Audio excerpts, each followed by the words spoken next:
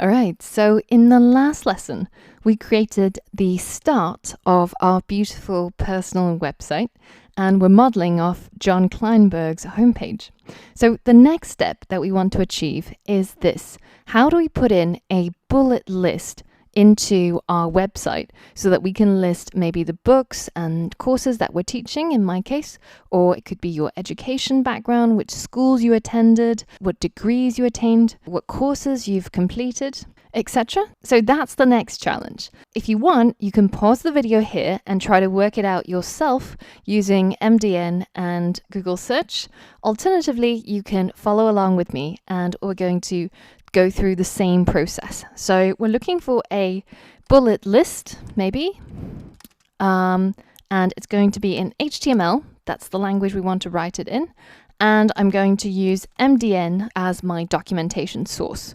So if you hit enter, you can see that the first one that comes up is the UL element, and that's exactly what we want.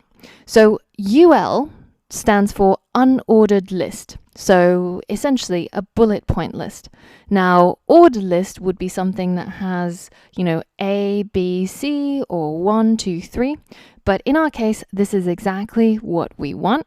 And you can see that this is a simple example, which will render like so, where the UL tag encloses all the parts that will be included in the bullet list, and the LI tag, or the list item tag, encloses each and every bullet point. Alternatively, you have a slightly more complex, more nested unordered list, and that looks more like this. So let's go ahead and add this to our code. So we've got this H3 that is the subtitle for the books and courses that we're teaching.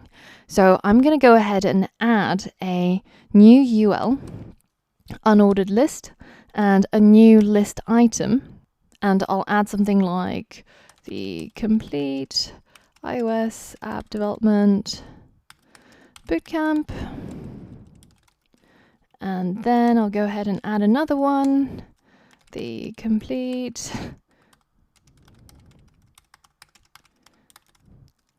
and if we again hit save and check it out, you can see that they are there as an unordered list or as bullet points. All right, cool. So the next thing that I want to add is outside of the unordered list, I'm going to add another H3, and this is going to have the subtitle of, let's say, my hobbies. And here I want to have an ordered list that's 1, 2, 3, and it's going to list some of my hobbies. So can you try and use MDN as well as search to figure out how to do that and then list your hobbies in that ordered list? All right, so let's walk through it together.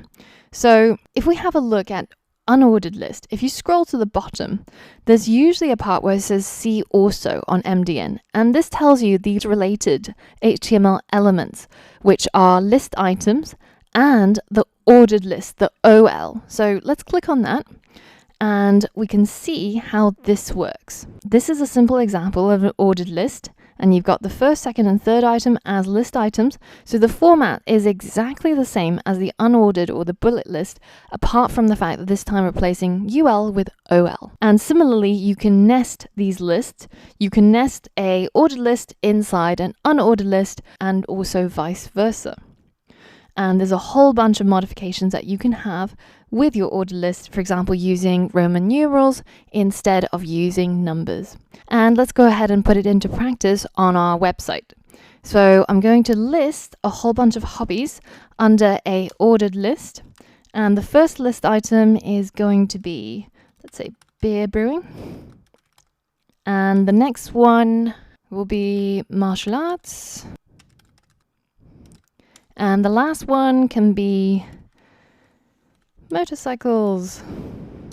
There we go. Cool. So those are my hobbies, and they're included under an ordered list inside list items. And if we go ahead and hit save and then hit refresh, you can see that we've got our ordered list and our unordered list inside our homepage. All right, cool. So this lesson was all about HTML lists If you're interested, you can have a look at some of these other types of lists, such as the ordered lists which start at a particular number, or the lists that use Roman numerals, and you can mess around with that code inside your playbook or inside your website.